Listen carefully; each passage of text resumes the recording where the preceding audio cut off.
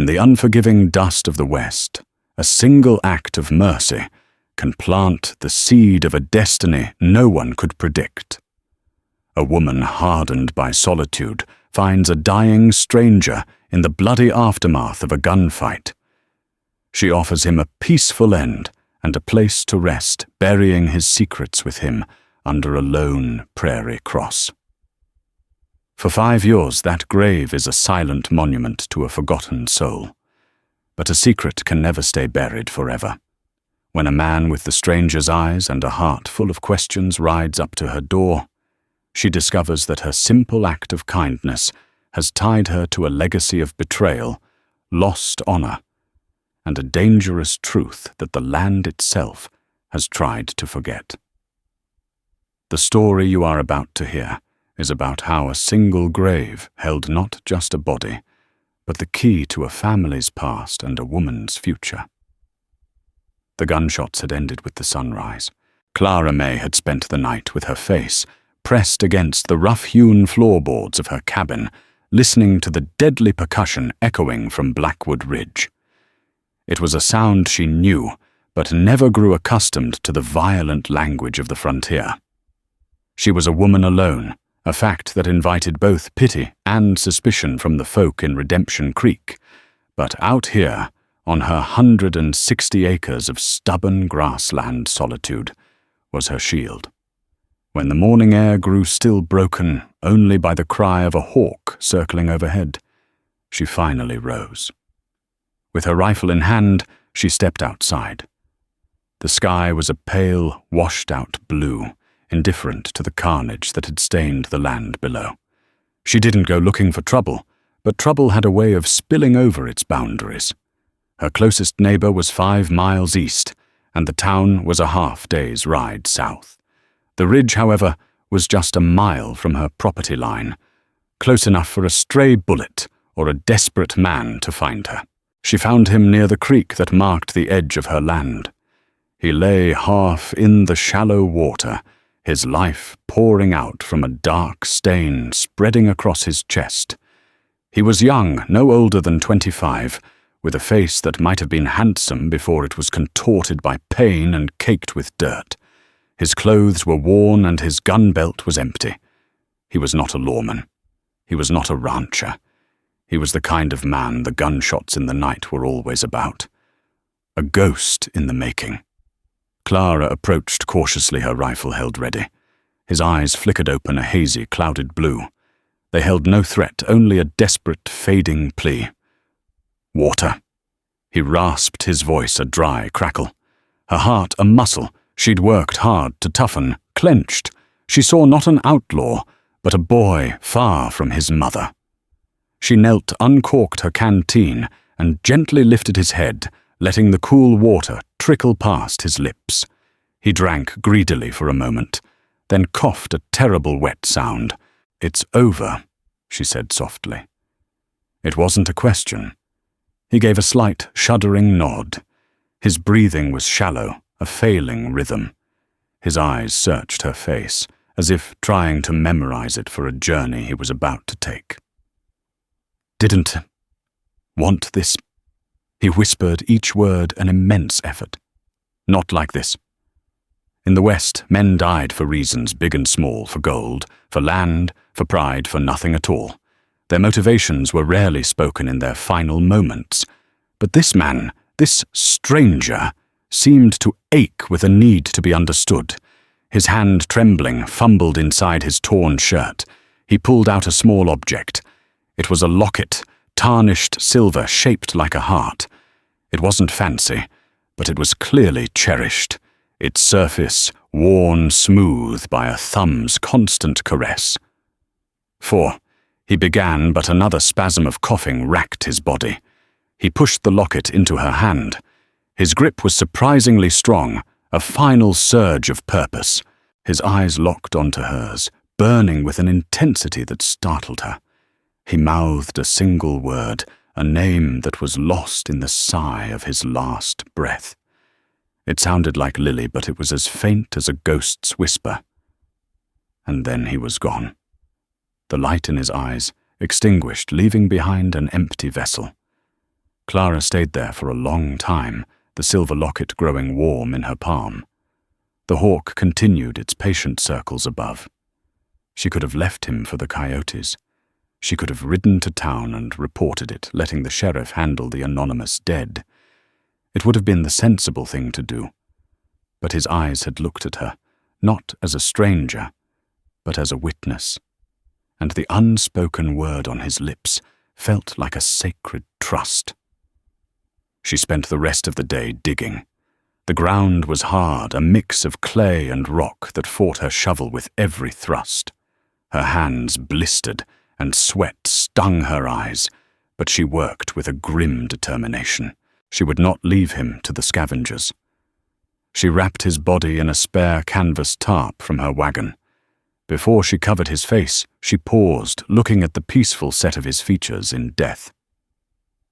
She wondered about his story, about the woman who might be waiting for him, about the life he didn't want to end this way.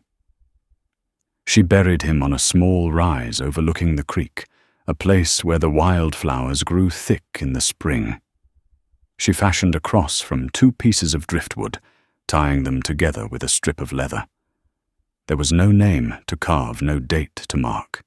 He was just a stranger, claimed by the violence of the land, and now by the land itself. She went back to her cabin as dusk painted the sky in shades of bruised purple and orange. She opened the locket. Inside there was no portrait, only a tiny, intricately folded piece of paper. She carefully unfolded it. It wasn't a letter. It was a drawing, a sketch of a woman's face, done in charcoal. The woman was young, with kind eyes and a soft smile. It wasn't a lover's portrait. It felt different. It felt like a memory of home.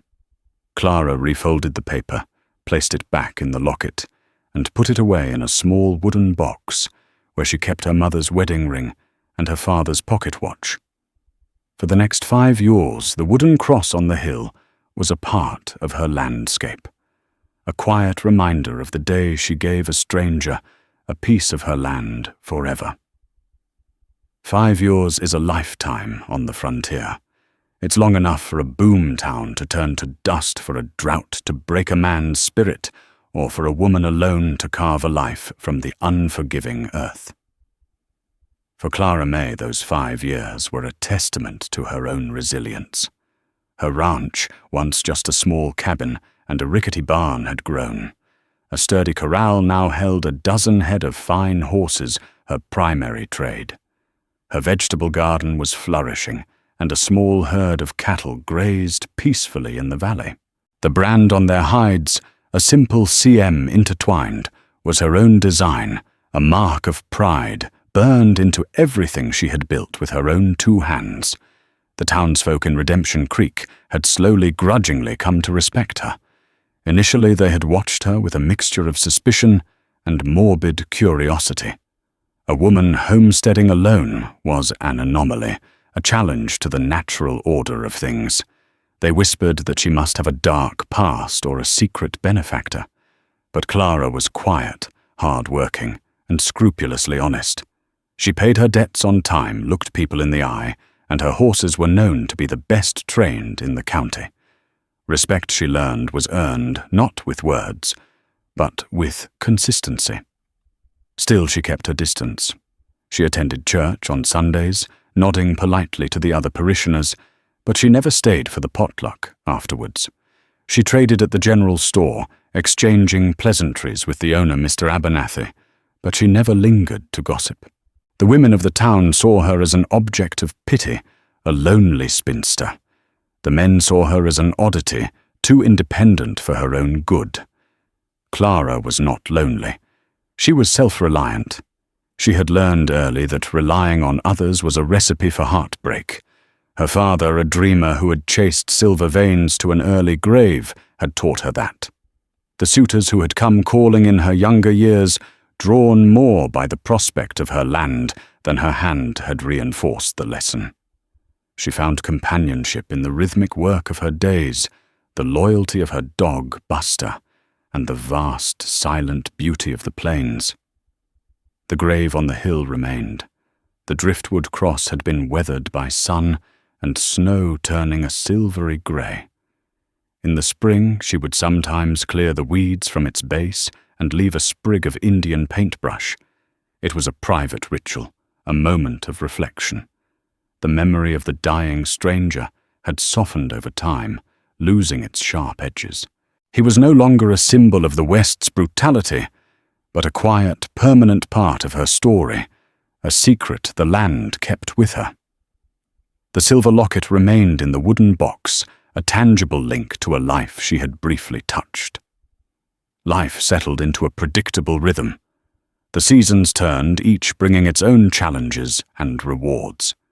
She fought off a cattle rustler one summer, nursed a prized mare through a difficult birth one winter, and single-handedly repaired her roof after a vicious hailstorm.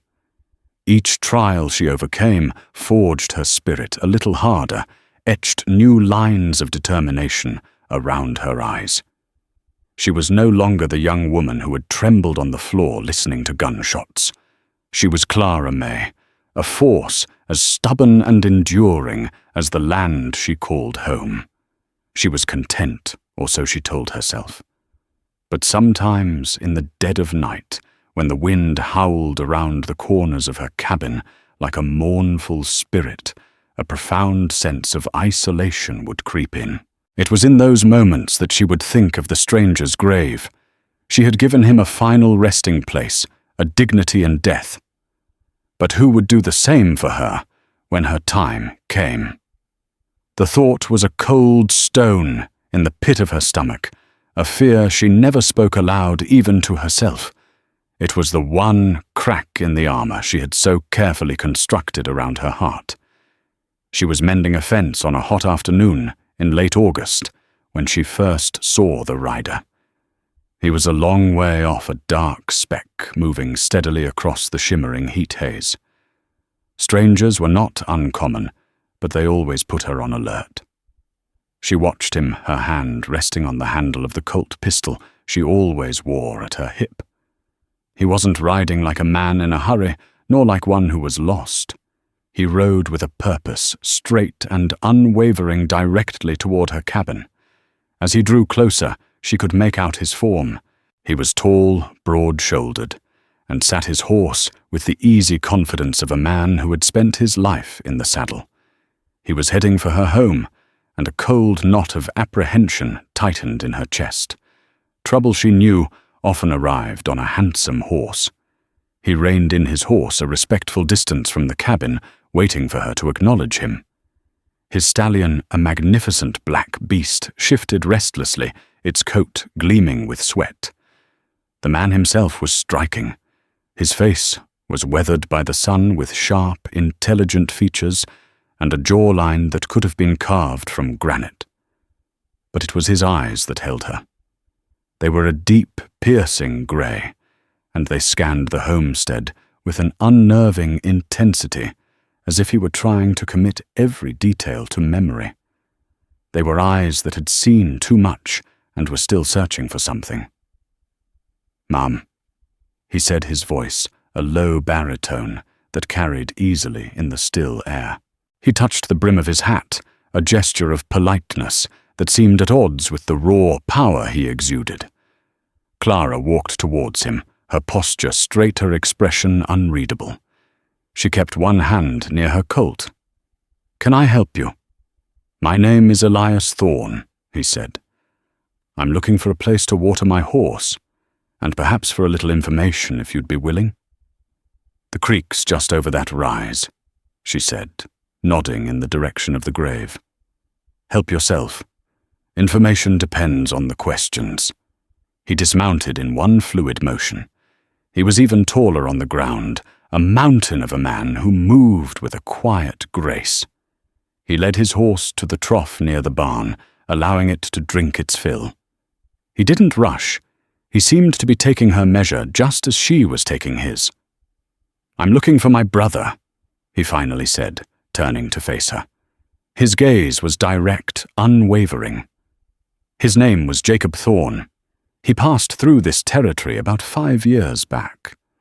And then He vanished. No letters, no word. It's like the earth just swallowed him whole. Clara's blood ran cold. Thorne. The name echoed in her memory, not as something she had heard, but as something she had felt. It was a name that belonged to the dead. The air grew thick and heavy, charged with the weight of the secret she had kept for half a decade.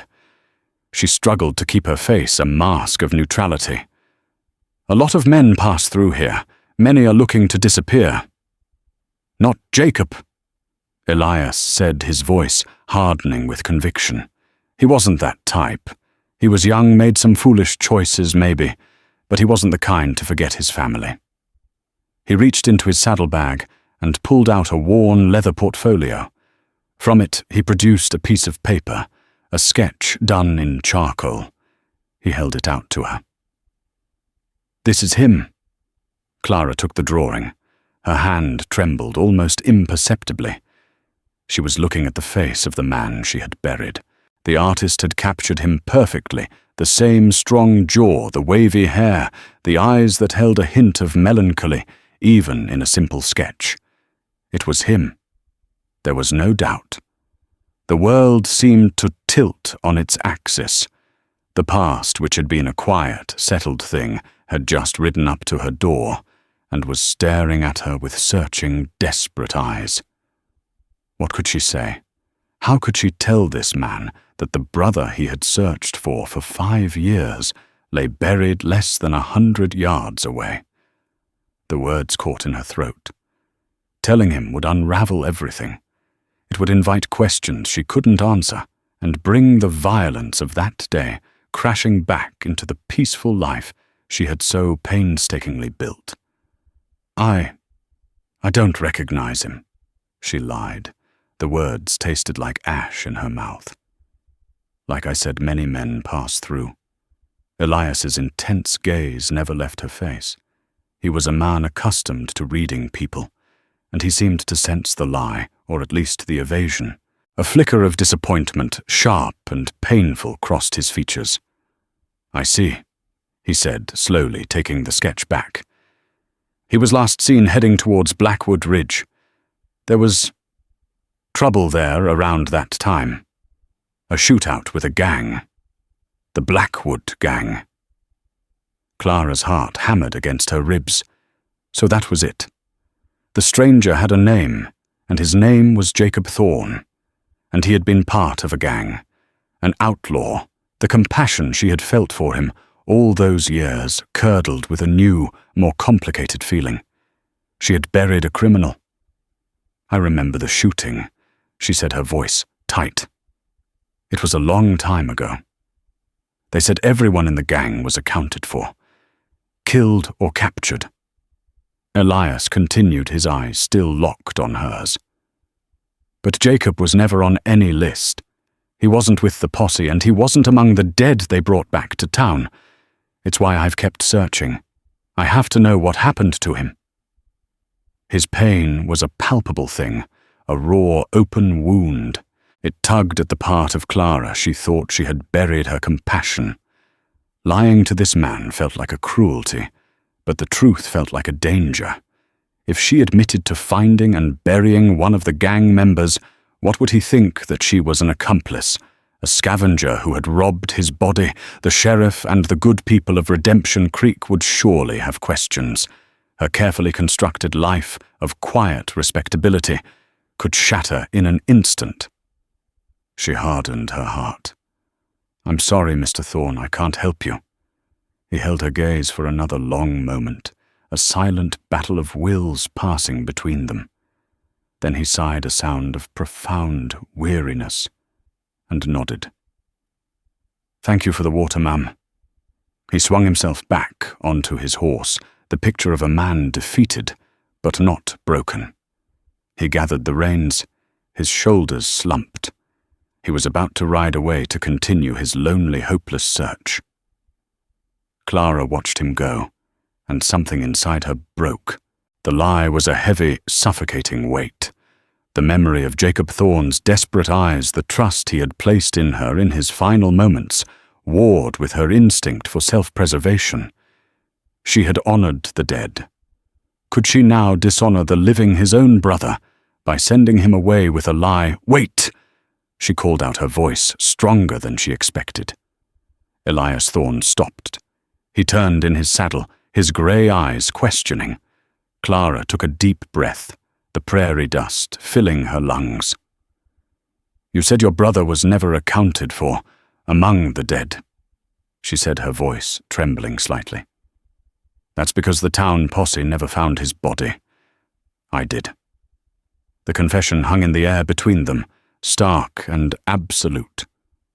The weariness in Elias Thorne's eyes was replaced by a sudden sharp intensity. He swung off his horse again, his movements stiff with disbelief and a dawning, terrible hope. "What did you say?" he asked, his voice low and dangerous, the man in that sketch. Clara said, her own voice steady now that the truth was out. "I found him. The morning after the gunfight. He was still alive, but barely." Elias took a step towards her, his big frame casting a long shadow in the afternoon sun. "Where is he? What happened to him?" Clara didn't answer with words. She simply turned and began walking towards the small rise overlooking the creek. Elias followed his long strides, easily keeping pace, the silence between them thick with unspoken questions. Buster, her dog, trotted at her heels, sensing the gravity of the moment. They reached the top of the rise. There, silhouetted against the vast blue sky, was the weathered driftwood cross.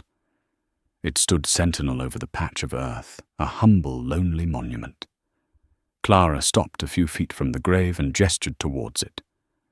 "I buried him here." Elias stared at the cross, then at the mound of earth beneath it.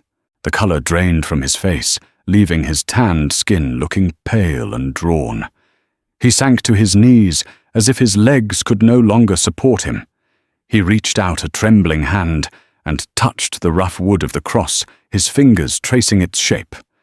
For a long moment he was utterly still, a man frozen in the act of discovery and loss. The search was over.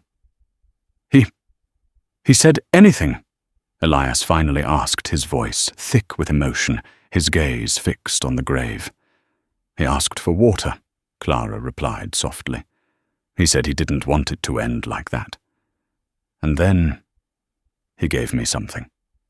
She turned and went back to the cabin, leaving him to his private grief. She returned a few minutes later with the small wooden box. She opened it and took out the tarnished silver locket. She held it out to Elias. He looked up, his grey eyes glistening with unshed tears. He took the locket, his large, calloused hands, cradling it with a tenderness that was heartbreaking to watch. He knew it instantly.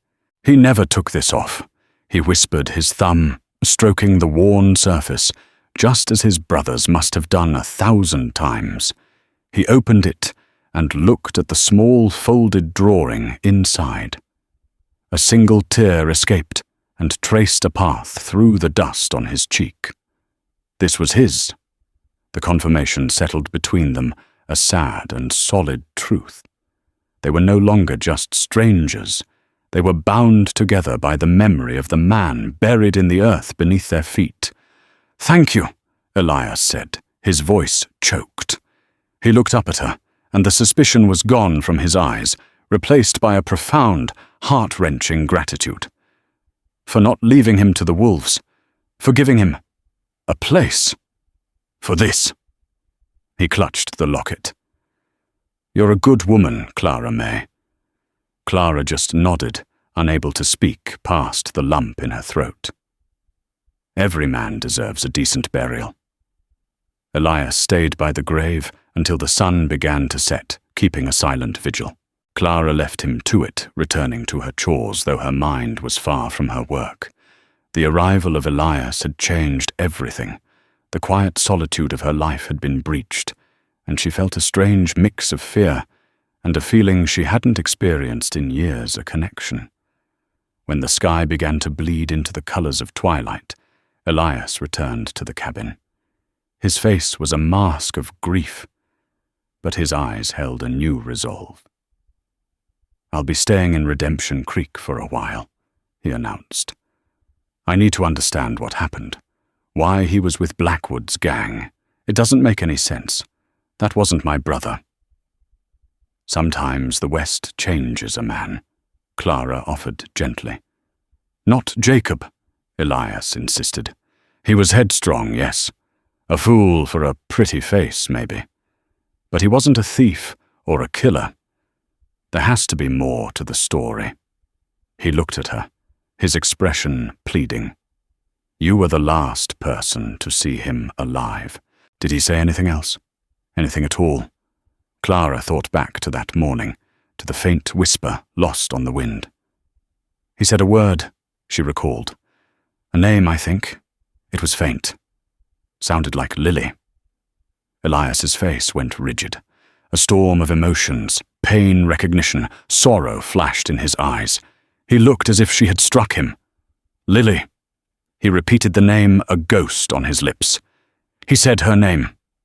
A new, deeper layer of the mystery had just been unearthed, and Clara realized that burying the body was only the beginning.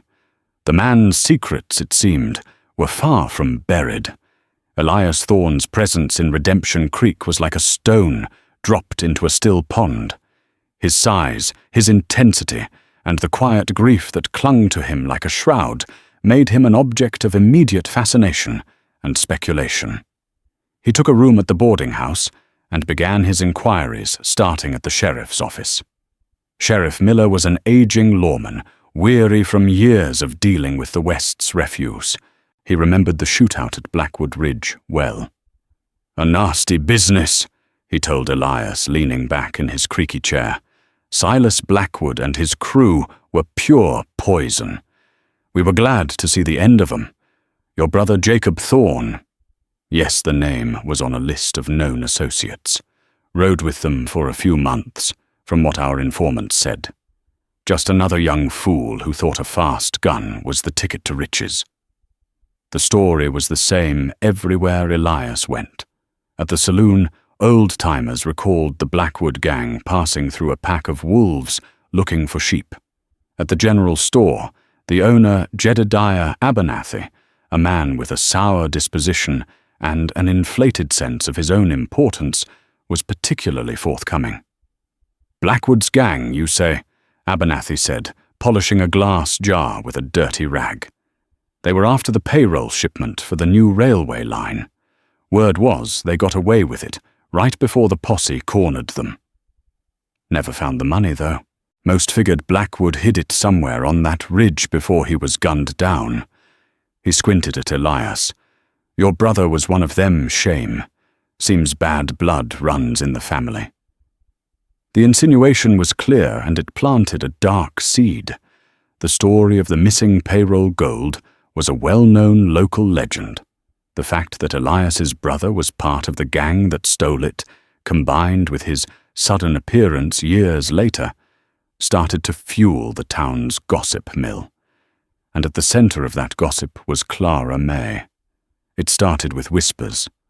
Why would a respectable woman like Clara May secretly bury an outlaw Abernathy was the chief conductor of the rumor train? "Doesn't it seem peculiar?" he'd say to anyone who would listen in his store. "She's done mighty well for herself these past 5 years. New horses, more cattle, a new roof on her barn.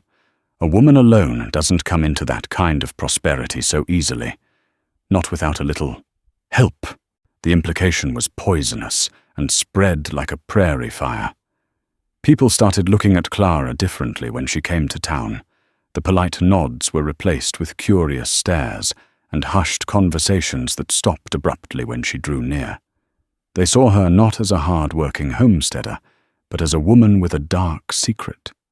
A woman who might have stumbled upon a fortune in stolen gold. Elias, consumed by his own investigation, was initially oblivious to the shifting tides of public opinion. He spent his days riding out to Blackwood Ridge, searching for any sign of a hidden cache, and his evenings poring over old newspapers, trying to piece together his brother's last months. The Jacob described in the official accounts, a ruthless member of a violent gang, was a stranger to him. His visits to Clara's ranch became more frequent. He found himself drawn to her quiet strength, her no-nonsense demeanor. She was the only one who had known his brother not as a notorious outlaw, but as a dying boy. They would sit on her porch in the evenings, talking for hours. He told her about their childhood in Ohio, about Jacob's restless spirit, and his dreams of making a name for himself. Clara, in turn, found herself opening up in ways she never had before. She spoke of her father, of her struggles, of the profound solitude of her life. A fragile bond was forming between them, a connection forged in shared sorrow and mutual respect. A flicker of something more than friendship began to ignite in the space between them, but the town's poison was seeping into Elias's mind. One afternoon, Abernathy cornered him outside the store. "A word of advice, Thorne," the storekeeper said, his voice oily with false concern. "You're spending a lot of time out at the May place. You ought to be careful. She was the one who found your brother. She's the one who's living mighty comfortably all of a sudden. You do the math." Elias brushed him off, but the words festered. He looked at Clara's prosperous ranch, at the healthy horses and sturdy fences, and for the first time a sliver of doubt entered his heart. His brother's last act was to give Clara a locket. His last word was a name that meant the world to them. What if he had said more?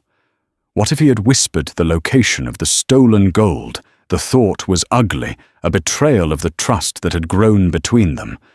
But grief and suspicion are powerful poisons. Elias was a man haunted by the ghost of a brother he didn't recognize, and he was desperate for answers.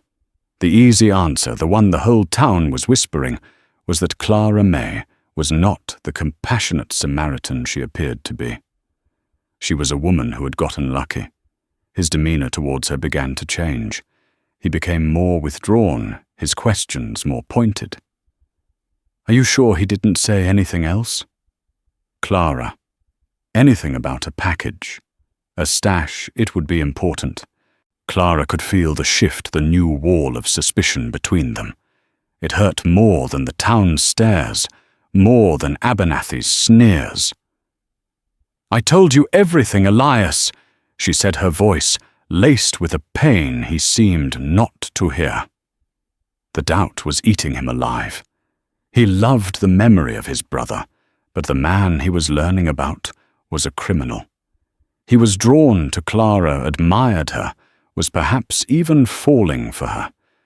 But the town's whispers and his own desperate need for an explanation were twisting his judgment.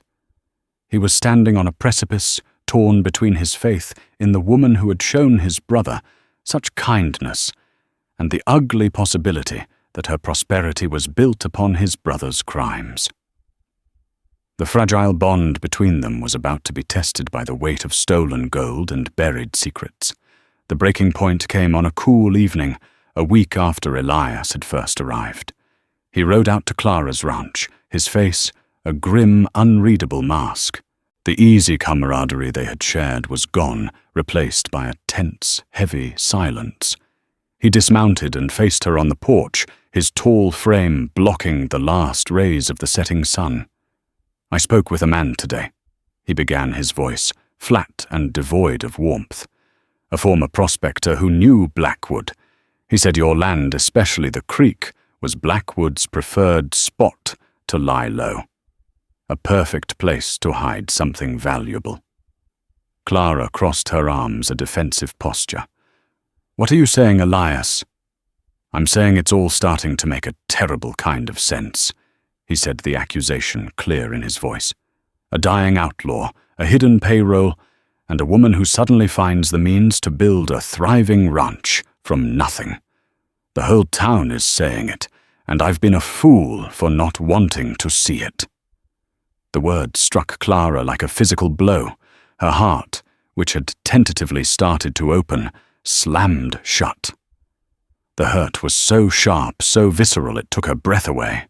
"You believe them," she whispered, her voice trembling with a mixture of disbelief and fury.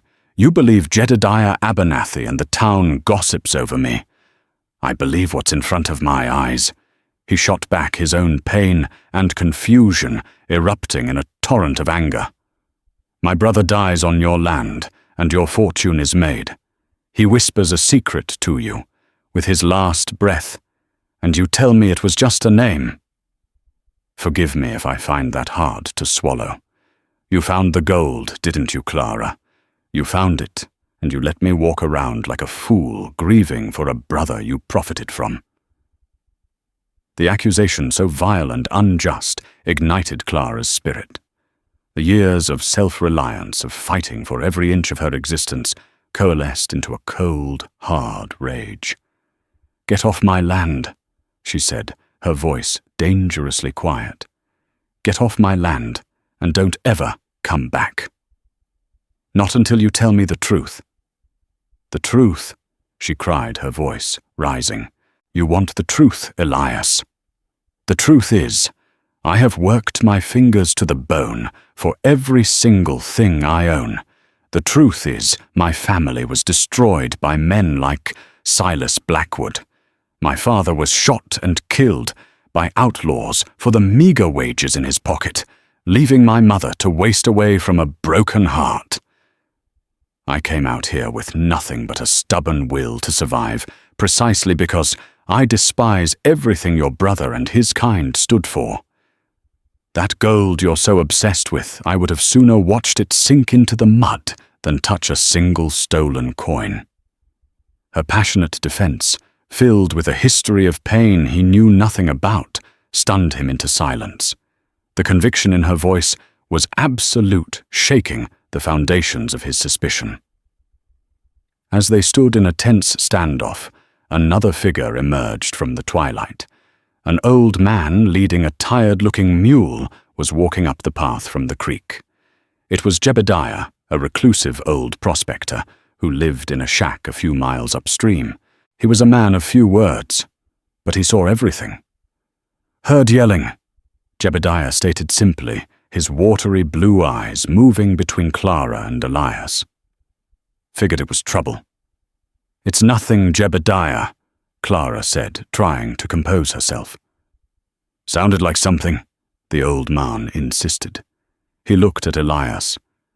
"You're the feller asking about Jacob Thorne, ain't you? The one who rode with Blackwood?" "He's my brother," Elias said tightly. Jedediah grunted, chewing on a piece of straw. "I was there that day. Not with the posse, mind you. Was panning for gold downriver and saw the whole thing from the rocks. They got the story all wrong in town." Clara and Elias both turned to him frozen. "Your brother," Jedediah said, pointing a gnarled finger at Elias. "He wasn't like the others. When the shooting got bad, I saw Blackwood aim his pistol at a young deputy who was already down. Your brother yelled at him, tried to stop him. He knocked Blackwood's arm, made the shot go wide. And Blackwood, he turned right around and shot your brother in the chest for it." The world seemed to stop spinning. "Jacob, he betrayed Blackwood." Elias breathed the words, catching in his throat. "To save a lawman." "That's what I saw," Jedediah affirmed. "The boy didn't die a thief. He died trying to do the right thing. Seemed like something a man's kin ought to know." The revelation washed over Elias, a devastating wave of shame and awe. His brother hadn't been a common criminal. He had been a hero in his own flawed, tragic way. And he, Elias, had just accused the one person who had shown his brother kindness of the most despicable greed. He looked at Clara, his eyes filled with a horror at his own actions. "Clara, But the final piece of the puzzle was clicking into place in Clara's mind, illuminated by the old prospector's story. "Lily," she said suddenly, her eyes wide with understanding. Elias, who was Lily? Elias flinched, the name still a source of deep pain. "Our younger sister," he said, his voice cracking. "She died of a fever when she was 10. We were poor, couldn't afford a real doctor. Jacob never forgave himself. He said it was his job to provide that he had failed her. That's why he left home. He swore he'd make enough money to ensure we never suffered like that again." The truth in all its heartbreaking clarity was finally revealed. Jacob Thorne hadn't joined the Blackwood gang for greed. He had done it out of a misguided, desperate attempt at redemption for a failure that wasn't his fault. He hadn't been whispering the location of stolen gold to Clara. In his final moments, his mind had gone back to the original wound, the reason for his entire tragic journey. He was whispering the name of the sister he had tried and failed to save. He died trying to save another life, a final act of penance. Elias looked at Clara, the full weight of his monstrous accusation crushing him. He had not only desecrated the memory of his heroic brother, but had also wounded the one person who deserved his eternal gratitude. The chasm that had opened between them seemed impossibly wide, carved out by his own blindness and doubt. The silence that followed Jebediah's revelation was profound. The old prospector, having delivered his truth, simply nodded and continued on his way, melting back into the dusk, leaving Clara and Elias alone in the ruins of his accusation. Elias stood as if rooted to the spot, the shame so heavy he could barely breathe. He looked at the proud, wounded woman before him and saw not a thief but a reflection of the very strength and honor he had failed to recognize. He had been so consumed by the ghost of his brother's reputation that he had become blind to the living, breathing soul in front of him. "Clara," he began, his voice raspy with emotion. "There are no words. What I said, what I thought, it was a poison. I let the town's ugly whispers and my own grief twist me into something I'm not. I dishonored you, and I dishonored my brother's memory in the same breath. Can you ever forgive me?" Clara looked at him, her anger slowly being replaced by a deep, aching sadness. She saw the genuine remorse in his eyes, the self-loathing that contorted his features. He was not a cruel man. He was a man drowning in grief, and he had latched onto the wrong piece of driftwood. She had built her life around a fortress of self-reliance, but she knew that even the strongest walls can't keep out the need for grace. "My father used to say that the dust of the West gets in a man's eyes and makes him see things that aren't there," she said softly. "It seems you got a lungful of it." It was not forgiveness, not yet, but it was an opening. The next day, Elias rode into Redemption Creek with a purpose. He went straight to the sheriff's office and told him Jebediah's story. He then walked into the general store where Abernathy was holding court with his usual cronies. In a clear, booming voice that silenced the entire store, Elias recounted the truth of his brother's final moments, how Jacob Thorne had died saving a lawman, not protecting stolen gold. He then turned his steely gaze on Abernathy. And as for the prosperity of Miss Clara May, Elias declared, his voice ringing with conviction, it was bought with sweat and courage, not with blood money.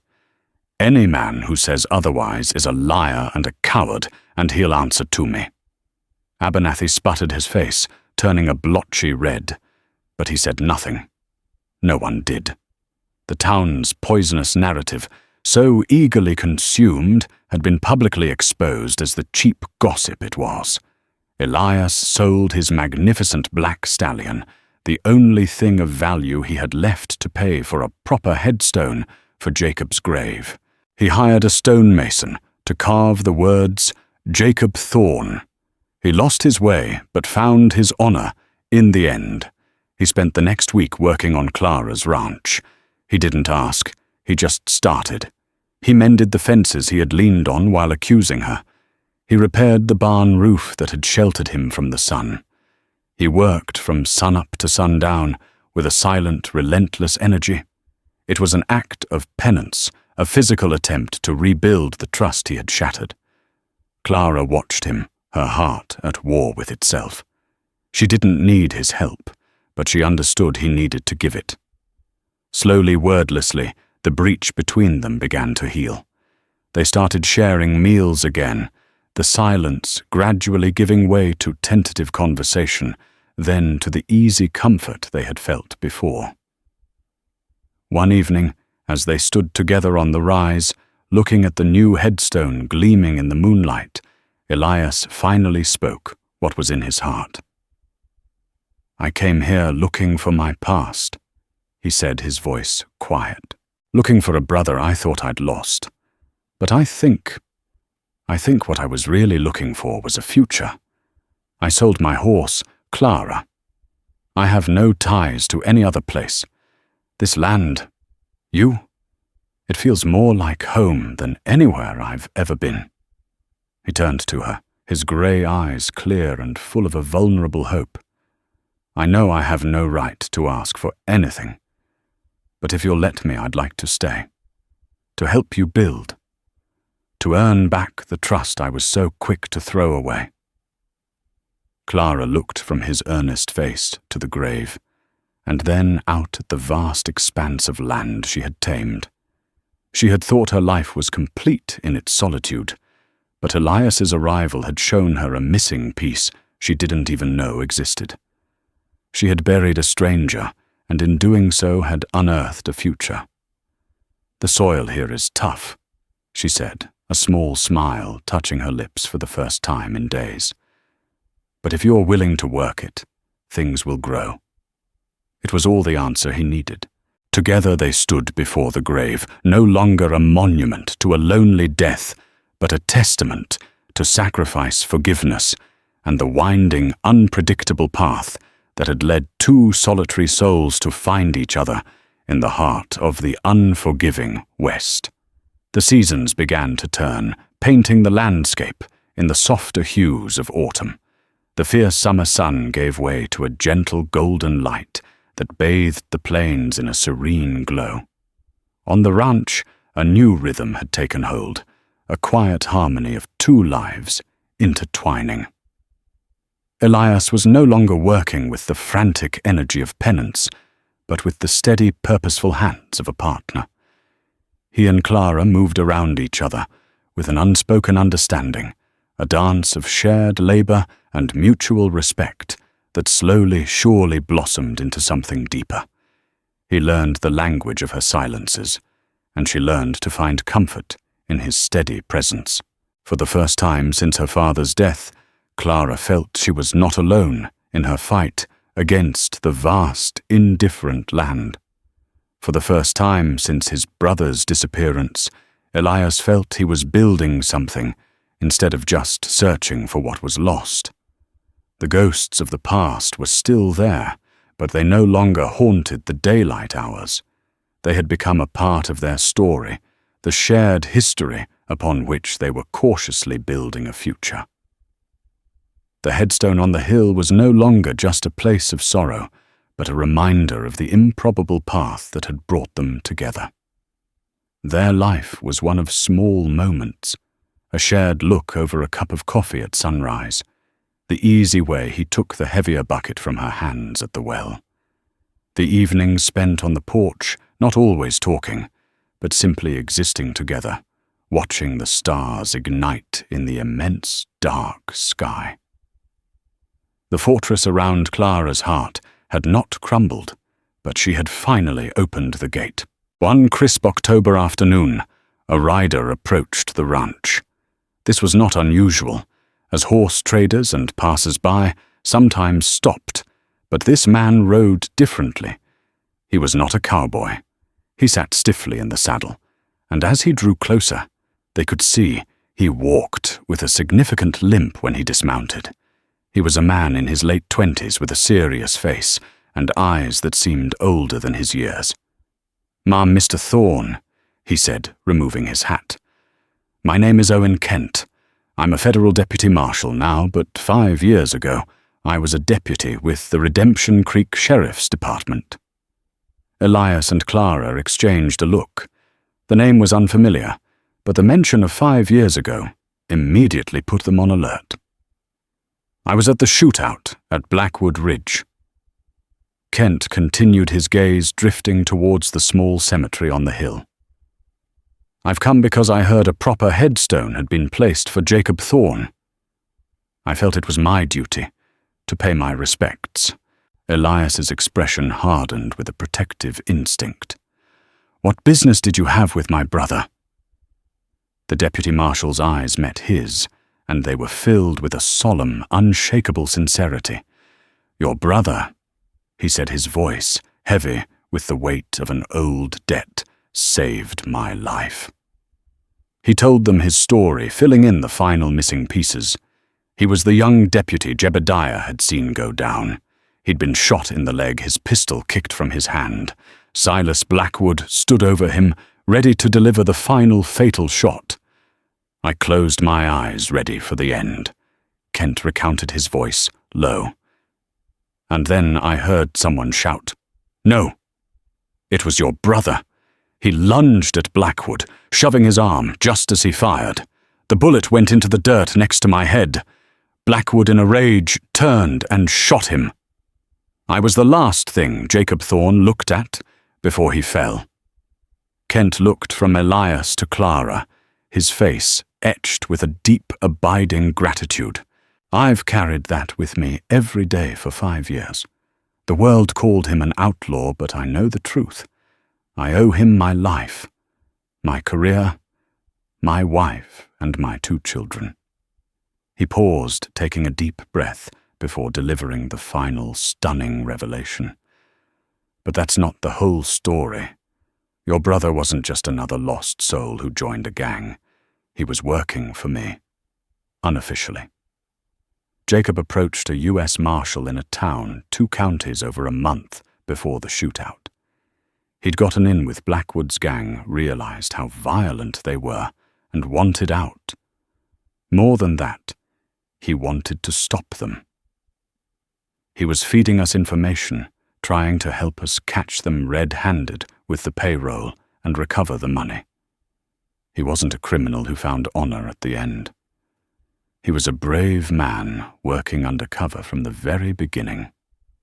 The world, which had already shifted once, tilted on its axis again. Elias staggered back a step, overwhelmed. His brother hadn't just died a hero, he had lived as one in his final months, secretly fighting on the side of the law. The foolhardy boy from Ohio had become a man of quiet, undiscovered courage. "The payroll," Clara breathed. "Did you ever find it?" Kent shook his head. "No. Blackwood was clever. Jacob told me Blackwood didn't trust banks or burying chests of gold. He bragged about turning it into something small, something he could always keep close. And he had a phrase for where he'd hide things, where the earth bleeds. We never figured out what it meant." After Deputy Marshal Kent paid his respects at the grave and rode away, a new peaceful silence settled over the ranch. The last secret had been unearthed. The full heroic truth of Jacob's life and death was finally known. That evening, Elias and Clara stood by the creek where she had first found Jacob. The banks were made of a dark, iron-rich soil that turned the water a reddish-brown after a heavy rain. "Where the earth bleeds," Elias said quietly, looking at the rust-colored mud. "He could have buried it here, right where he fell." The lost fortune, the source of so much pain and suspicion, was likely just a few feet beneath the soil they stood on. Clara looked at the calm flow of the water, then at Elias's face, now free from the shadows of doubt and grief. "Does it matter?" she asked softly. Elias looked at the grave on the hill, then at the sturdy cabin and the sprawling fences, and finally his gaze settled on her. He saw the life they were building, a life forged from compassion and truth, not from stolen gold. He reached out and took her hand, his fingers lacing through hers. "No," he said, his voice full of a certainty that resonated deep in his soul. "It doesn't matter at all. The only treasure Jacob left behind was the truth that led me here. To you." He pulled her closer, and in the fading light of the prairie sun, he kissed her. It was not a kiss of frantic passion, but of deep, quiet homecoming. They had both been strangers to hope for so long, but here on a piece of land marked by a single grave, they had finally found their way home. The story of the buried stranger was over, and their own had just begun. The story of Clara and Elias reminds us that the harshest landscapes can often yield the most profound connections. A simple act of compassion, burying a stranger, rippled through time, unearthing a family's painful secrets and revealing the true meaning of honor. Their journey teaches us that truth can be more complex than rumor, and forgiveness is a more fertile ground for a future than suspicion.